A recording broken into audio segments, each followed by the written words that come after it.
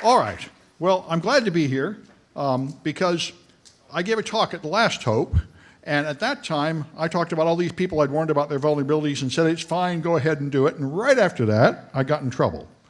So I really need to amend all the reckless stuff I told you last time. So I've been doing this for years, and I thought I'd quit, and then I looked back when I was preparing this talk and said, you know, I didn't really quit at all. This is like an addiction. Once you start telling people about their problems, you just keep on doing it. So I mean, after the last one, I think I found this guy, 100,000 hits on Google, all vulnerable to SQL injection.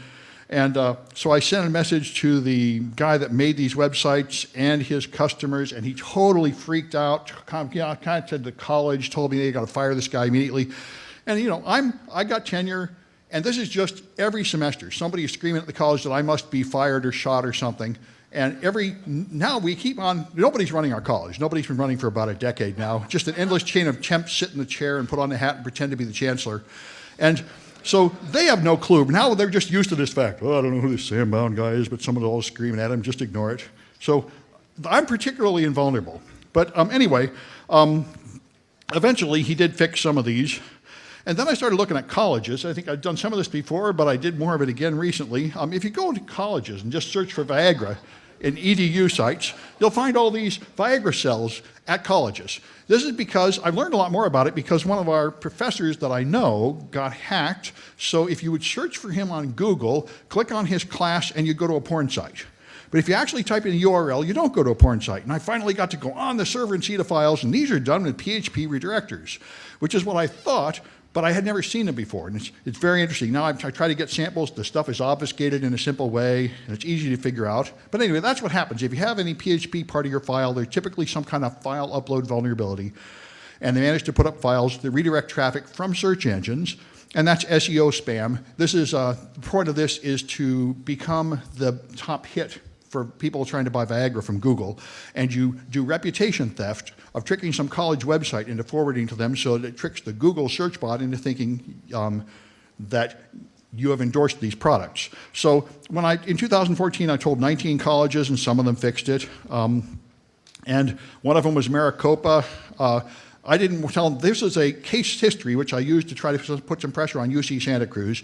UC Santa Cruz is by far the worst offender. They had thousands of infected sites, and they wouldn't do anything about it. And I contacted Jerry Brown, the governor, and other people told him about Maricopa, because we already lived through this in California, when a college ignores a hack and lets it get worse until there's a real breach. And I said, you know, you really should do something about it, because somebody now has the ability to upload files onto your site. And what they've done now is relatively harmless, just tailing Viagra traffic, but they could do anything. And so anyway, UC Santa Cruz did, after about 2 years, apparently improve their servers, and this wasn't so bad. But it was painfully obvious that, like everyone else, they don't do any root cause analysis. All they do is re-image the servers, and most of the time, this just makes things worse. So I found a lot of other schools infected, notified a bunch of them, and some of them fixed it. And then, largely because of what happened with, I'll tell you about it from Alex here, I started looking into Android app phones, and it's just more interesting stuff about disclosure. The OWASP has the top 10 mobile security risks, just like they have other web application risks. And I went to look through the most important businesses, in my opinion, and because I had a history in the financial sector, I thought about businesses that handle money. So I went through the top 10 banks, the top 10 stockbrokers, and top 10 insurance companies, and they are all vulnerable. Everyone on this list is vulnerable to code modification, which means they distribute the source code along with their app in Smalley, and you can just modify it and put a Trojan in, and I was able to Trojan them all to steal credit card numbers and passwords and secrets from the app. And I notified them, and got no answer from anyone, and there is no way to notify any of these people. If you want to send them an email, you can't. There is no vulnerability disclosure policy. There is no vulnerability disclosure contact. They just don't care at all. They're all apparently still believe that they have fooled their customers into thinking they have no security problems, and if everyone just doesn't admit they exist, we'll be fine, which is a position Apple had about 8 years ago, but almost everybody has had to give that up and admit that we've all got problems and we should have a steady flow of vulnerability reports coming in and patches going out. The green ones here are the ones that fixed it. And TD Ameritrade gets special dishonor because I sent them a Trojan version of their app and said, this Trojan version takes the name and password and puts it in a log. So in their next update, they updated their own product to put the name and password in the log. I said, that's really awesome. I said, I wonder if they fixed it. So I trojaned it again, and now there were 2 copies of the name and the password in the log. And I said, how did that happen? So they went backwards. Maybe we should make fun of, maybe we should actually send a cease and desist letter that they're stealing your intellectual property. Oh, yeah. Well, see, I didn't think of that.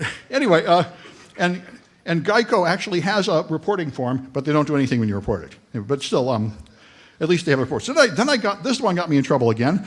Carnegie Mellon.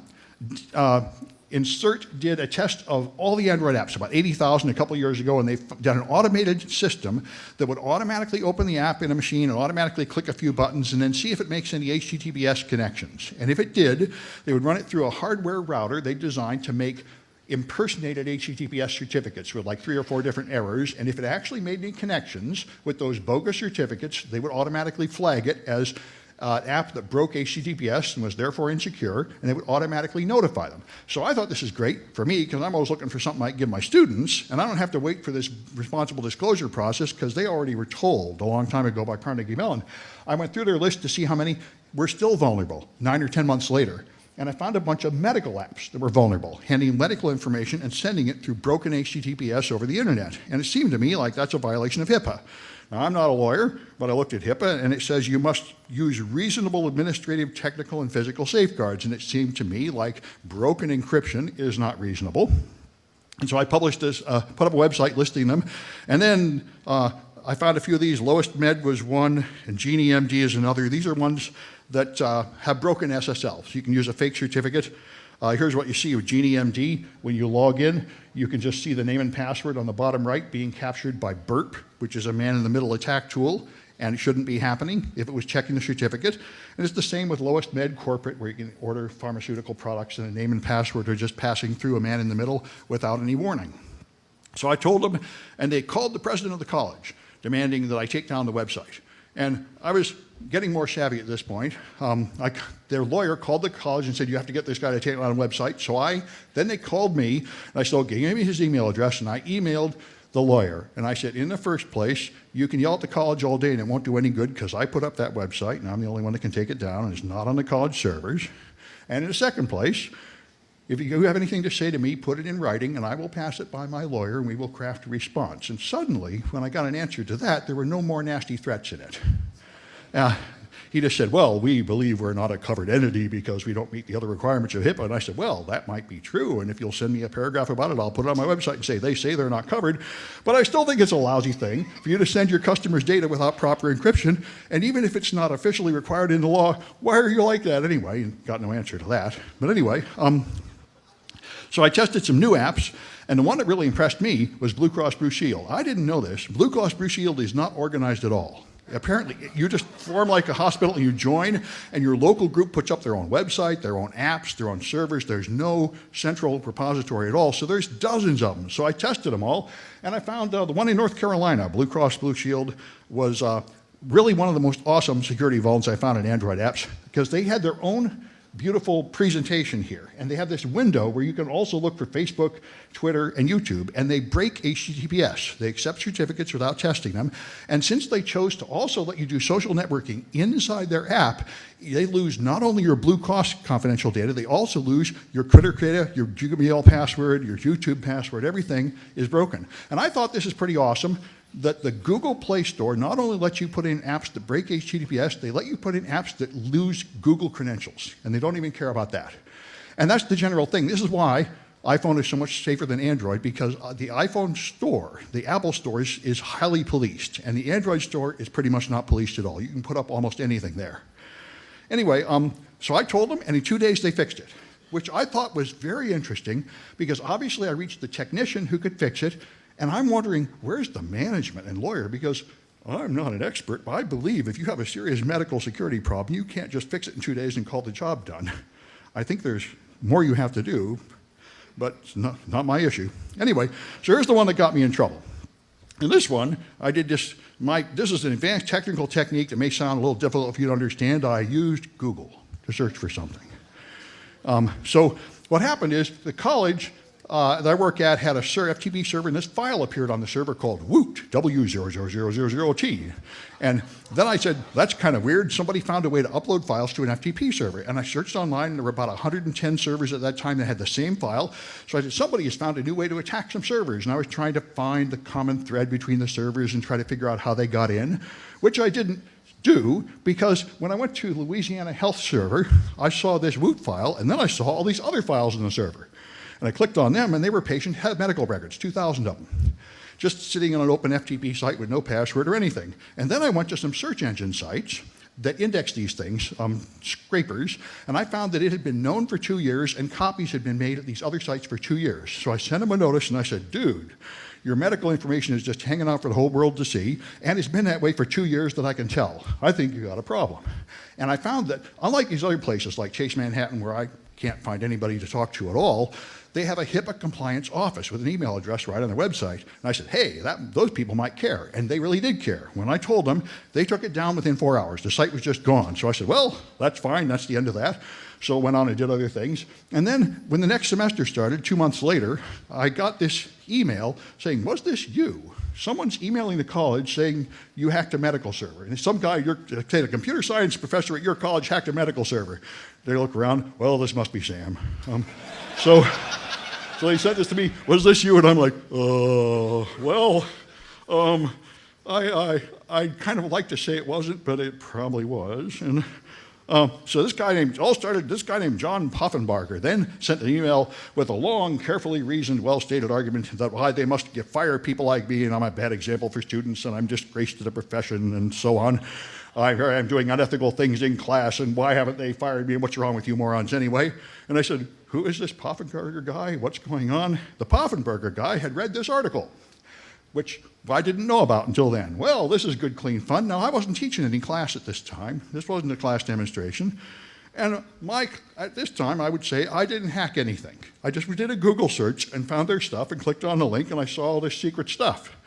So LSU had put out a legal notice, and I had never thought about this before, but if you do go to the bother of actually disclosing a vulnerability or a breach, apparently it's perfectly fine to just lie in that notification, because you can be proud of yourself that we did it at all. So they try to make it sound like they did nothing wrong. So I told them, you were breached for the last 2 years continuously. Stuff's been blowing in the breeze.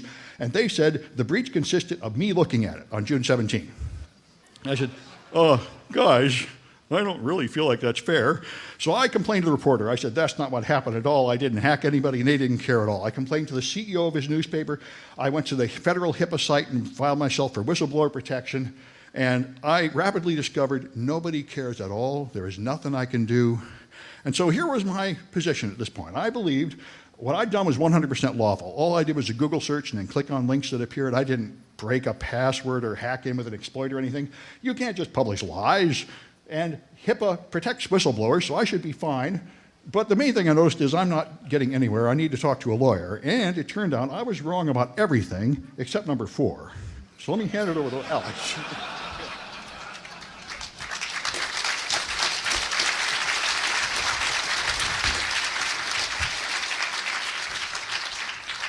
So I get called, and I'm really touched that I'm a real lawyer, because I've never felt that way. So I get involved, and I get involved with the sensing the article.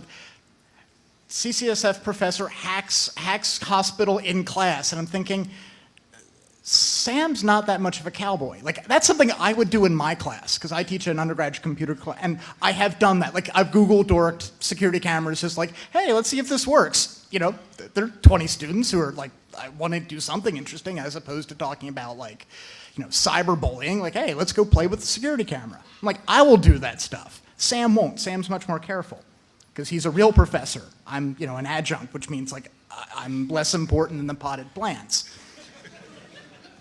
So who am I and why am I involved? I'm a teller of good stories, and I have business cards that read Law Talking Guy. However, thankfully, my experience as being a lawyer, not as an InfoSec professional, but as a lawyer, is to think about pressure and motivation. The primary reason why anyone talks to someone like me is they have a problem and they want it fixed. Fixed. And I'm from New Jersey, so fixing problems is... I have a large selection of ways I can fix a problem. I'm never that far from a Home Depot.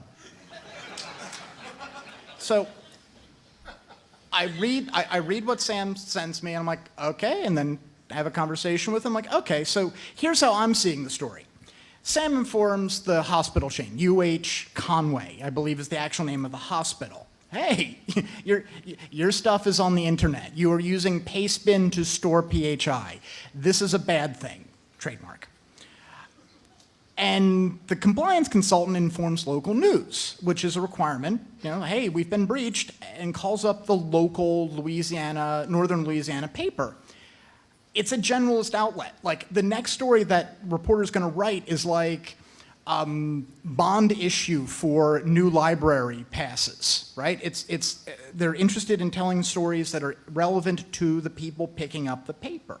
So they're not gonna parse stuff about the difference between professor finds vulnerability that has already been exploited and professor pwns the shit out of hospital.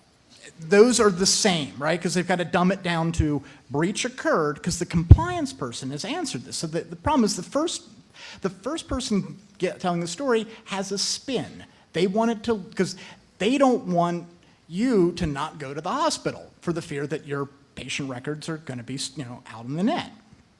But who cares from their point of view, right? It's not like there's much difference. I've got 2 column inches to tell the story. So where this gets problematic, though, because who cares? There's a Louisiana newspaper that says bad things about Sam. Actually, it doesn't even mention your name.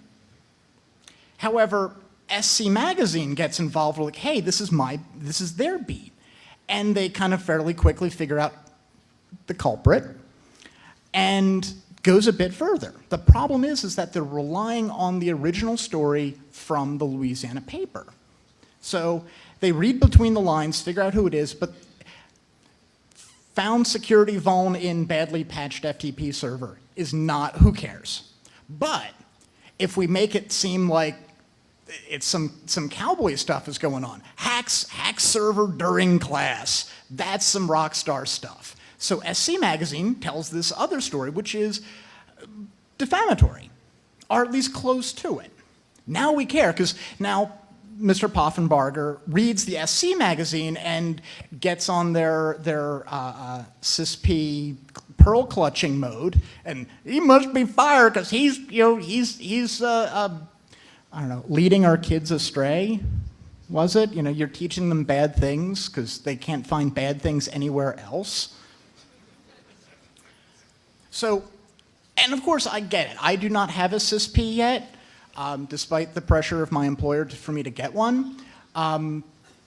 So eventually I will have to, now that that's something that someone can take away from me. So I get it. You get an ethics complaint against you, you actually have to go and explain why you did the thing you did. So there's a right way to do this, right? How do we solve the problem? Go back to problem solving. There's the right way. Go and try to talk to people and explain what it is you were doing, and I'm a good person, and you're a good person, and yeah, that never fucking works. The legal way, because I'm a lawyer, I have a toolbox. Hammer, nail, every problem looks like one.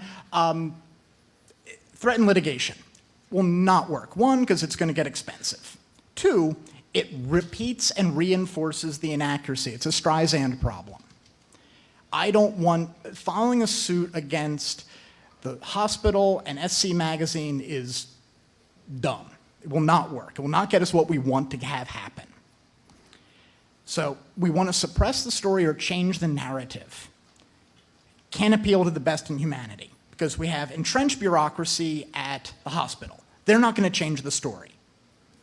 They're going to say we misunderstood. They might issue a new statement that will be even more parsed and not helpful to us. Journalists are busy. However, threats aren't going to work. Filing a defamation lawsuit, we repeat the story, and even the guy who normally takes personals ads, if they still have those. You know, help wanted ads or whatever is going to become Woodward and or Bernstein when you threaten them with a libel suit, because like, it's my First Amendment right. You know, it sounds like, you know, many gun owners when they talk about Second Amendment rights. You know, it's like, you can't take that from me, I'm a journalist. Like, no, you're the photographer who takes pictures of cars for the auto trader, but you are technically a journalist. So they're going to get, that's one of those instant triggers for them. So we don't want to do this. This is not going to help us. So what we did, the important coverage is the trade rag, SC Magazine. Trade rag has different motivations than a general purpose. They care about depth, they care about accuracy. And an exclusive story with Sam to explain what happened is valuable, because now they're not just one of many trade rags. They're the trade rag that has the story about what Sam did, which we trade for links, you know, to go talk to them, offer them an exclusive, boop, and we get the story changed with links back to it to say, so if you Google it, you find the final story, which is Sam Google dorked, found the vuln, reported it, and it wasn't well handled by all the institutions. So I want to talk a quick bit about this, because this is publicity.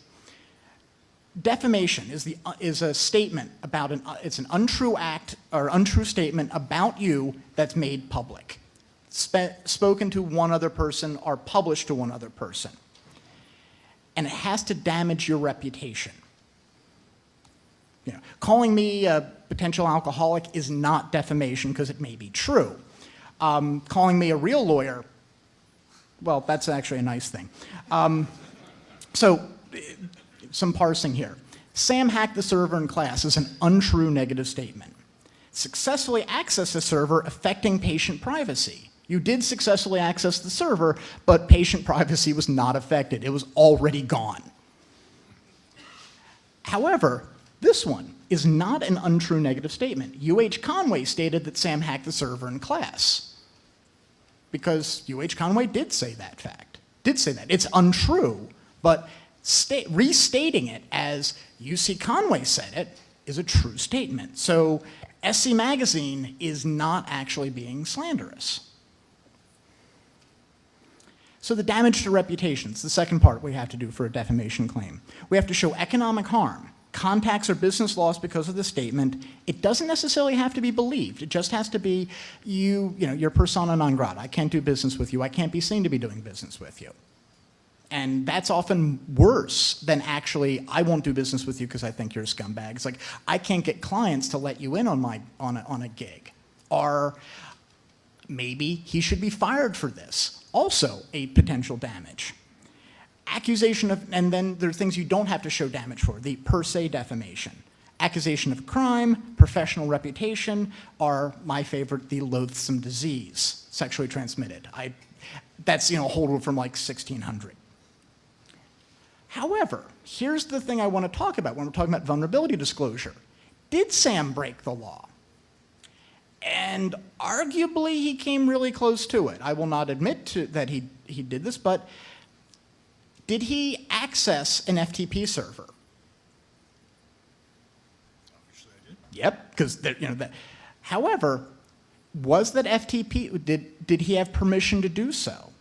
Of course, if your password is enter, is that allowing everyone to come in? However, the same argument can be made, if I inadvertently leave my front door unlocked, does that mean you're allowed to come in and take my stuff?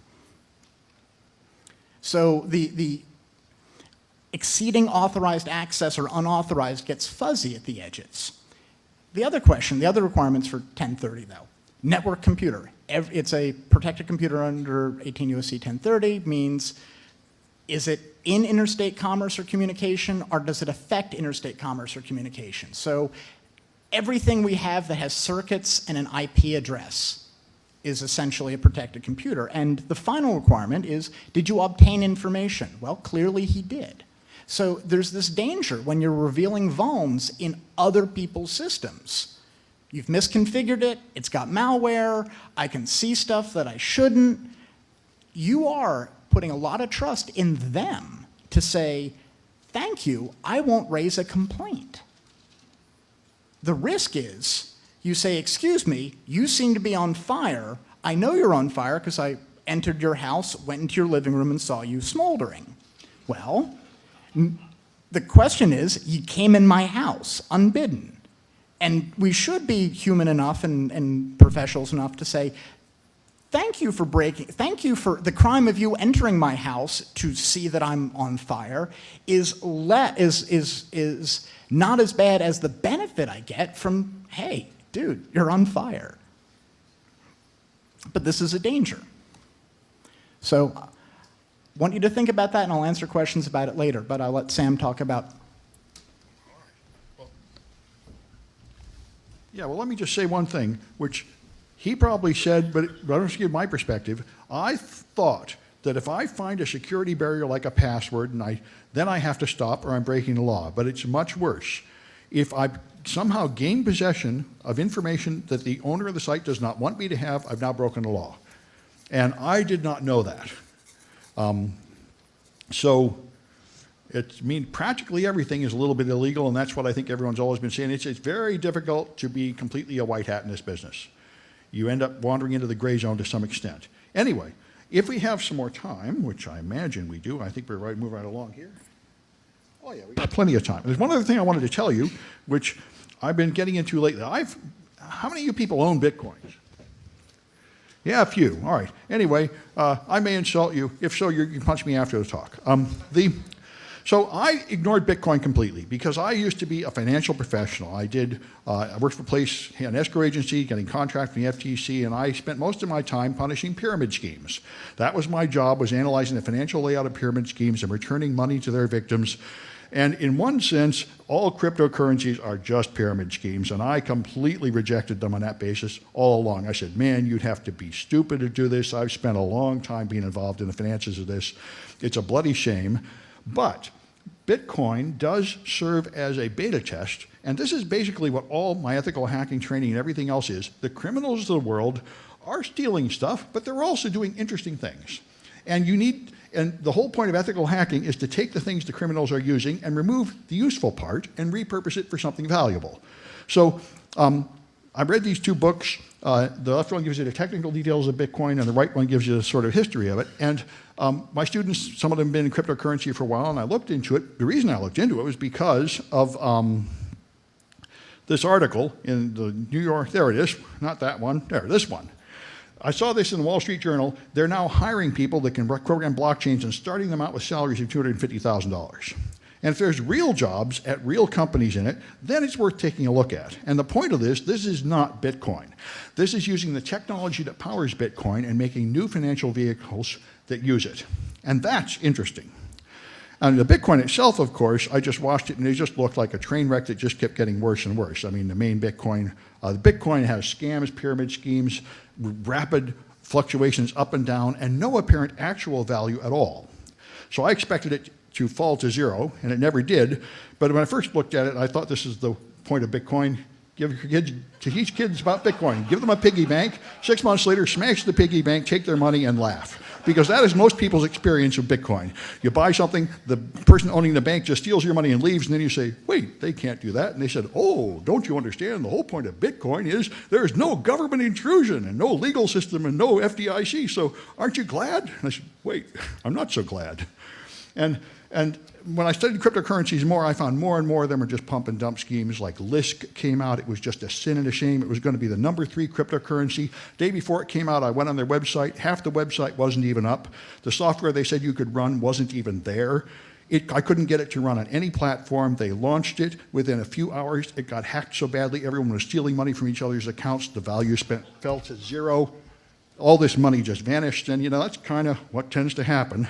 A bunch of people just hype this up. There's actually nothing behind the curtain. And then a bunch of people throw money in it, and somebody grabs it and leaves, and then everyone says, oh, what happened? So then Mt. Gox, the main Bitcoin bank, they stole all the money and left. They argued that they instead just insecurely stored the money and let someone else steal it. But anyway, the net effect of everybody that had any of that money is they're screwed. And is this a money doesn't have owners, it just has spenders? Yeah, well, see, and by the way, you can, if you're technical, buy Bitcoin and keep the private key offline where it can't get stolen, but most people don't know that. They end up trusting some intermediary who then just steals the money. So it's really nothing, it's not the fault of the Bitcoin itself, it's just a convenient, complicated thing to wave in front of people while you pick their pocket. So the blockchain is, however, very clever. And I started looking at the DAO and other ones here. The blockchain, the point of this is everybody has the complete ledger of all the transactions on their computer. So nobody can lie, so you do not need to have a trusted central party like a bank or a government with the master copy. Everybody has a copy, and nobody can pervert the record unless they actually own 51% of all the copies. So as long as it's distributed enough that no one person has 51% of all the copies have to be true. And that's clever. And I got impressed at how many people are really taking it seriously. Microsoft Azure will offer you blockchain as a service. They will rent you virtual machines running this. Ethereum has it on there too, one alternative to Bitcoin. Santander, the main bank in Spain, is developing blockchain transfers. So is the bank in Sydney Stock Exchange. Many people are doing it. There are real applications for this technology besides Bitcoin. But the point of this, the reason why this works for Bitcoin is proof of work, which is environmentally pretty horrible. That's why it costs 1,000 times as much computing time to make a Bitcoin transaction as a Visa credit card transaction. But you have blocks of transactions that are signed by a hash value, and the hash value is carefully designed to be so difficult that only the fastest computer on Earth can finish that hash in 10 minutes. And the point of that is so nobody bothers to hack it with a supercomputer, because they would make more money by legitimately mining it with that supercomputer. That's the plan. So they make it as difficult as possible to sign the blocks. It is very easy for anyone to verify that the blocks are signed, very difficult for them to sign a new block, and so it would be very expensive for anyone to hack it. And that has worked in practice. Like I say, it has demonstrated for years. I think $12 billion of market capitalization in Bitcoin. Everyone on Earth is, of course, trying to steal it, and nobody really can. So this means you do not need the FDIC and the government and the banks to have a trustable ledger. And it works by Merkle trees. You have blocks. There's a hash in the next one. That's included in the hash in the next one. And so you can walk this tree very quickly by just calculating a hash and seeing that it matches. Adding a new leaf to this tree is expensive. That's what only miners can do. But everyone with an ordinary computer can have a 100% accurate tree and verify it with a small amount of computing power. So that's good. And in Bitcoin, one crazy thing about Bitcoin is it only makes a block every 10 minutes. But anyway, so what I was interested in, as far as I can tell, this is the first example many people talk about is voting. Because voting really bothers me. You go to the ballot box, you mark some piece of paper, you stick it in a box, you have no idea what happens. Then tomorrow they tell you the other guy won. You can't check the total. You don't know if they counted your vote. You don't know if they're lying. And it's important. And I said, man, this really sucks. And this is a case where the blockchain would be a good thing. In the blockchain, everybody has their own copy of the entire log on their machine.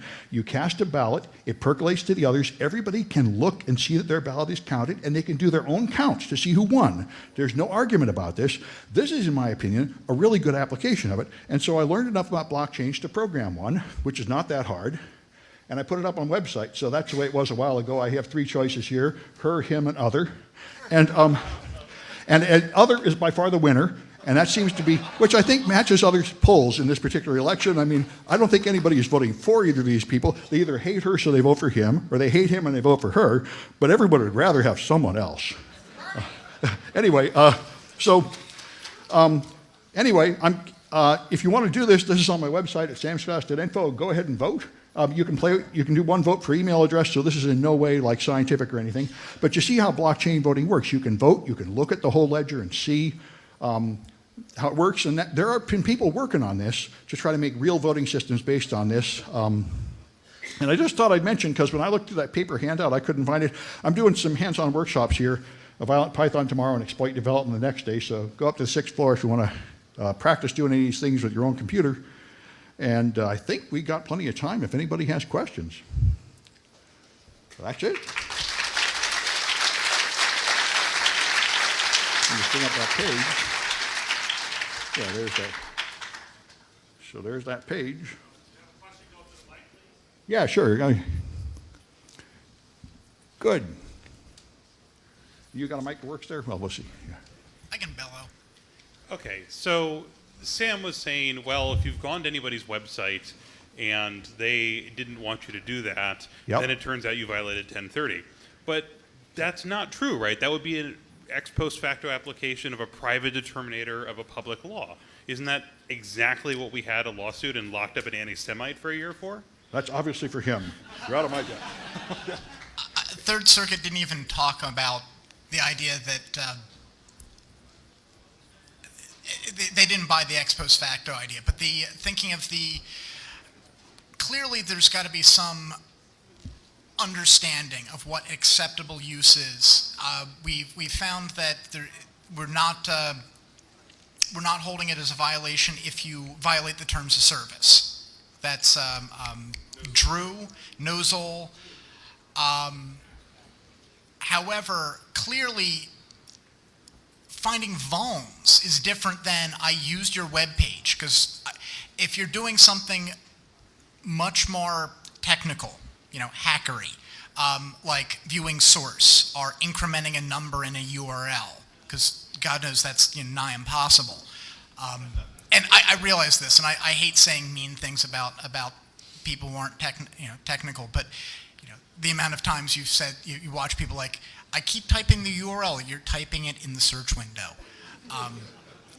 But clearly that might be the understanding, is that there's clearly not allowed, like which is the one where they actually sent a cease and desist letter. You please stop scraping us. And clearly, like, if I've actually gone through the bother of writing you a letter and saying don't do this, that's clearly against authorization. Clearly, using the website for its intended purpose is with authorization.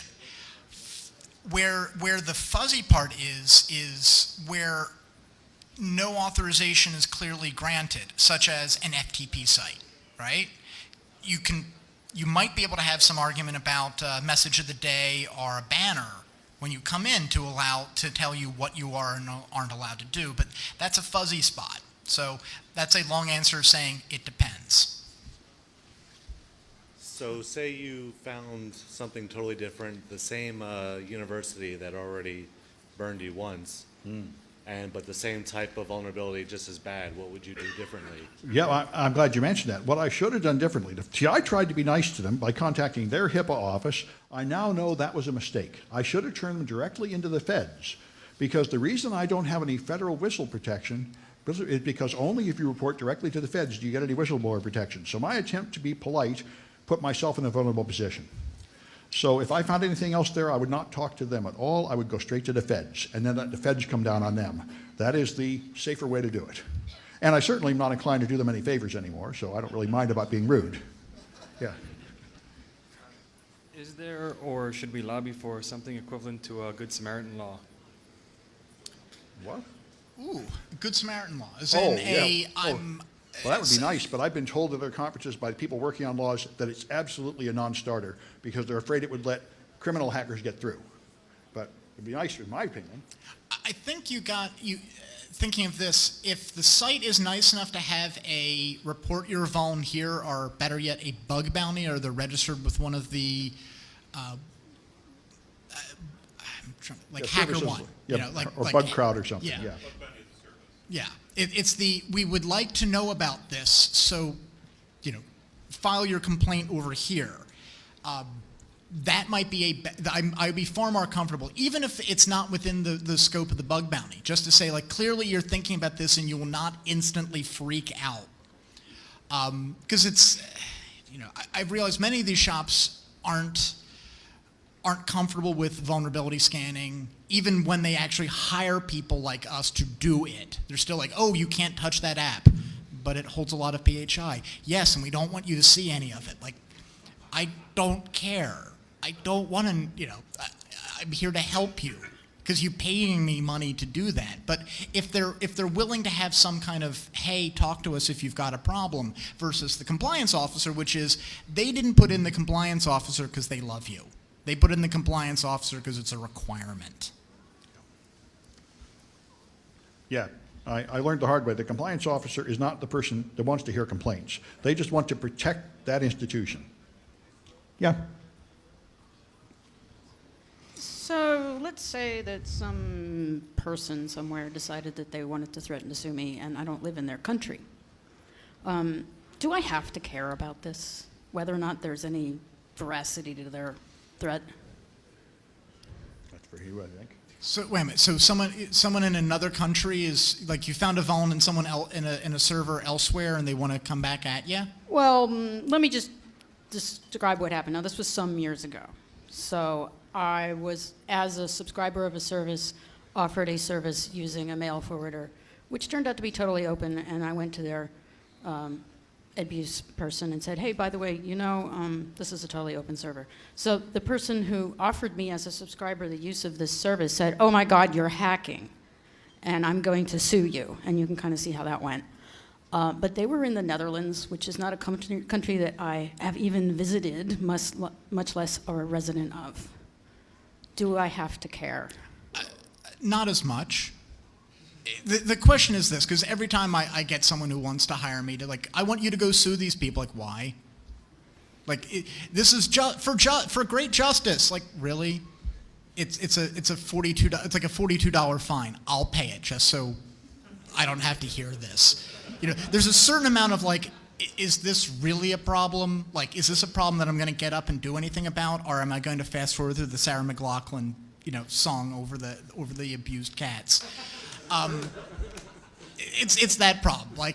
So in your case, the Dutch company, unless they've suffered some real damage, is likely because everyone talks about I'm going to sue you until they get a bill. Until from they someone actually want to put money towards it and do it. Yeah. So it depends. If you're hey, I just dropped all of Philips' intellectual property. Yeah, you're getting a lawsuit from Philips, and they'll come all the way from the Netherlands to put a hurting on you. But if it's you said bad things about my service, yeah, I wouldn't worry about it. And that I think is the thing I had to get used to. I thought I was completely legal, but in fact, like everyone else, I'm in the gray zone and I need guidance about how big the risks are. One real buzzkill related to her question. At one point, there's a server in Belize stealing passwords. And I said, great, there are no computer laws in Belize. I want to hack in that server and steal them back. And I asked Alex, and he said, you can't do that. And I said, really? He said, yeah, if you're the U.S. and you hack into a country with no laws, you're still breaking U.S. law. And I said, man, this is a buzzkill. Anyway. Yeah. Go ahead. Hello. When I thought about doing blockchain voting before, I had always assumed that you would have to have some mapping between individuals in their vote. Is there a way to preserve voter anonymity with your blockchain voting approach? Yeah, well, now, there certainly may be. What I did in this case is when you vote, you put in your email address, and the email address is hashed and stored in a table separate from anything else. And then you get a voting token, and that's what you vote with. So you know your address, but no one else does. And there's no record correlating the address to the email. The only thing is there's a record that email has now voted. And it's hashed in such a way that if someone steals it off my server, it will not be practical for them to send spam to the email addresses. But that, of course, is a very big issue. And another big issue is how do you make sure people are really citizens of the country and that they don't use two different email addresses. And those are all things that the blockchain doesn't fix. Those have to be handled offline. Thank you. Yeah. Hi, Sam. Yeah. As a precursor to this question, could you pull up the slide with those 3 requirements for what made what you did illegal? Oh, well, those, I don't think I had. Or just like the 3 1030 requirements. Well, slide, maybe, I'm maybe, not sure. maybe Alex had one. It was like it had Alex the might have had 1030 one listed. requirements. So someplace up here. Go ahead. See if you can find. Yeah. Oh, that was it. Yep. Right there. Oh, there you are. Okay. Yeah. So I remember at your talk 2 years ago at the previous OPE, you said that the most defined line for making things illegal and legal was running your code on somebody else's hardware. That's what I thought. I thought if you run code on someone's server, you broke the law, and if you pass a security boundary, you broke the law. But that is not true. The law says if you send a signal to a protected computer and the response causes you to have information you are not authorized to have, you've now broken the law. So if you have a URL and you put an apostrophe at the end, Yeah, that was- and then you see a SQL injection error message, you have now broken the CFAA. Because now you know of something that they would rather you don't know. This is something, years ago people told me, if you violate their perceived terms of service, you've broken the law, and that appears to be true, although I didn't believe it. And that's fair enough? That's a better definition than I had. So it's actually because there's some cases, and I'm spacing on the one where information that was public, someone had misconfigured a DNS server, and you could do a dig AXFR and get the whole, Right. here's a whole zone transfer, bloop, with no authentication. And it's like, this is, oh my God, they're going to know these secrets, like your publicly accessible DNS entries? Like, that's stuff you want to have public. And it's like, nope, it's still a violation of the CFAA because you should have known. See, the problem is there's an intention in there, and the intention is the intention to find something that you probably shouldn't see. And that's the intention I have. Not the intention to do harm, but I clicked on that link not because I was a customer of that hospital and I had a legitimate right to look at those records, because I thought something I shouldn't see was there. And that constitutes a violation. Okay, just kind of a really Yeah. quick follow-up question. I remember a couple of years ago there was a story about somebody who hacked a slot machine, and he got lots and lots of money out of it, but he didn't actually use any external hardware to break it. He just used what was available to him on the interface. Yeah. And that was his defense. He got off, and there was nothing wrong with what he did, according to his lawyer, because he didn't actually use any external tools. He just pressed, the quote was, he pressed the buttons in the right order. And so that was actually the example that you used at your talk, SQL injection, where if you just put the apostrophe in and get the error Yeah. message, And I that thought that was where you okay. stopped. And you said that was where it stopped. One but- difference. Okay. A slot machine it may not be a protected computer under the Computer That's Fraud right. and It's not Abuse connected Act. to the across-state transfer, so CFAA doesn't apply. Some other law would probably apply. But yeah, I thought SQL injection tests were legal, but they aren't as 100% legal. Now, there's a difference. There are things that are so illegal you'll actually go to jail. There are things that are completely clear, and then there's this gray zone. And putting an apostrophe at the end, I don't think anyone would go to prison just for that. But it is not 100% legal. It's a little bit into the gray. Okay. So these are the most clearly defined standards for where legal and Well, this is where just from the CFA. I just that's read the law. thing. Okay. But it was written a long time ago, and it's written like a choose-your-own-adventure novel. One in column three, one in column here. And there's a combination of columns that cover almost everything of the slightest interest. So technically, almost everything in the world of hacking and security testing is illegal unless you have a contract giving you permission to do it on that server, which I didn't know. All right, let me see. How are we doing? Thank you. Yeah. Well, I reckon we probably used up our time. Yeah, we got a couple minutes. If there are any more questions. Oh, Just, no, no. I Okay. just have a quick question. Would it have made any difference if you had been a patient at the hospital and you had seen your own record? Wow. Would it have? Ooh, I think the answer is still no. Even though you have a right under HIPAA to view your own records, I don't know if that would supersede the Computer Fraud and Abuse Act. And of course, the danger of the, because actually, wait a minute. I'm thinking of a case, got a phone call from the EFF about a, like referral, like, hey, Pennsylvania, you're there. Someone had found a vulnerability in a state government website, and to test it, they used their own records because they were also a Pennsylvania resident, and they said, I can pull up my own records without authentication. And I remember really puzzled, like, well, wait a minute, if you have a right to view the record, does that supersede the not without permission? And I was like, there's a rule about this in law, which is if you get that case, that makes precedent, which means you go and you argue it. The problem with precedent is that went through two courts. It went through the trial court and then went to the appeals court. You don't want to be that guy because you just spent 5 to 6 years dealing with me or someone like me, and I'm the most important person in your life, and you never want me to be the most important person in your life. Because I get grading really fast. Now, there was something someone said about the slot machine that reminded me to point out this Ethereum DAO hack is very interesting legally. I just want to mention it. They had this system where you can make code that runs an autonomous company outside any government and law, and it said explicitly that the code is what matters. Any statements made about the code and say the documentation don't matter. And then someone found a way to hack it and steal all the money. And they said, you stole the money, this is terrible. He said, I played the game by your rules. It says right here, the code is the rules. I'm a legitimate customer investing and I deserve that money. And they did roll it back to save the money. But this is a very interesting case. If you do place your money in something that is not covered by any laws or government, then what do you do when someone steals it? And this guy claimed he didn't hack anything. He played the game by your rules. It's not my fault. You wrote a bunch of stupid rules. Anyway, you got a question? Yeah, there's actually an instance where, so So backstory, there was this blog, there was this blog, and this guy, stupidly, he had a demo running, the database shared with the blog. Long story short, I have the entire schema. Yeah. And stupidly, I didn't use a proxy, so there were like a couple days where I was like, oh shit, the Yeah. FBI is gonna show up at my door any day now. Yeah. I mean, that can happen, and technically you've done something wrong, and so this is Yeah, why I you mean, call like, a lawyer. Yeah, like I didn't disclose it, but Sure. at the same time, I didn't release it. He stored Yeah. the passwords in plain text. I gotta. Ironically and sadly, we have a perverse incentive here. I remember one time getting a similar question, and I was very angry. I had a very low blood sugar, and I was hungover, and I just said, really, the safest path is to sell it on the Vaughn market, rather than actually disclosing it, because disclosure, the responsible disclosure, is essentially saying, I hacked your system. I found this out.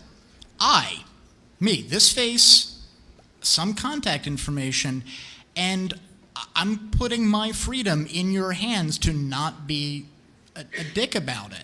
So what do I do? Like, because this guy. Like, Serious professionals have told me, if you find a vuln, don't tell them and let them get hacked. That is the most professional thing to do. Like literally. I don't have the like- heart to do that, but that is the safest, wisest course of action. Like literally, I literally just ran SQL map, and I'm like, Yeah. I just went full on script kiddie. Like it's like you've got this site and you're sharing the database. Yep. You've got a demo that's vulnerable. Here's what I thought of, and admittedly it was at the end of PumpCon, so I may have not been coherent at the time. But the idea of creating a vulnerability disclosure model for immature shops, because that's what these are. They're not the people who have a bug bounty. They're Joe is good with computers and put up a WordPress blog for your whatever, and they did it badly, is to have some kind of intermediary basically contact and say, some guy who you'll never talk to found vulns in your site, you should fix it. Like, can I go to the can I go to the No. the feds and say something, or Because, okay, hi, I committed a crime. Who should I go talk to about the crime I just committed? Yes, law enforcement. That's the problem. Now, you could also send it to news agencies or WikiLeaks and all that jazz, but like but part of it's me very like part of unsatisfying. me wants to go full on script kiddie with this and just like say, That's also hey, a I've bad got this. idea. Let me just throw it on Tor and just say. I mean, it's an option, but if you do go to news agencies, they might tell them about it for you. I've seen some that say they will now. You can submit something and they'll supposedly talk to the company. It's a problem. I know some people have ideas of making startups to do this. I think the law makes it very difficult. If it's a significant vuln, if it's something like, it's not just some guy's blog about, Oh no, it's some guy's blog, but he shared the system. But it was. think of the importance, right? If you then said, I found this vuln, they're like, I don't care. If it's something significant, if it's like, hey, it's a medical device manufacturer and I found this vuln and I can give you an extra double dose of insulin, but you're not sure about disclosing it, hit the EFF. The EFF has a referral list, so you might be able to find someone who's like, because the one thing you can do is this: if I'm retained by someone who finds this, I don't have to reveal who hired me. I can just say, some guy found this vuln. Here's the proof. Here's the proof of concept. Go and take it. The downside is there's no way to make money from this model. Well, the most important thing I want to say is get a lawyer. This is deep water, and you could get in trouble. Get a lawyer and listen to what they say before you do anything foolish. Yeah. I think it looks like we better quit. Nobody waiting. I think now's the time to cut it and make room for the next speaker. Thank you.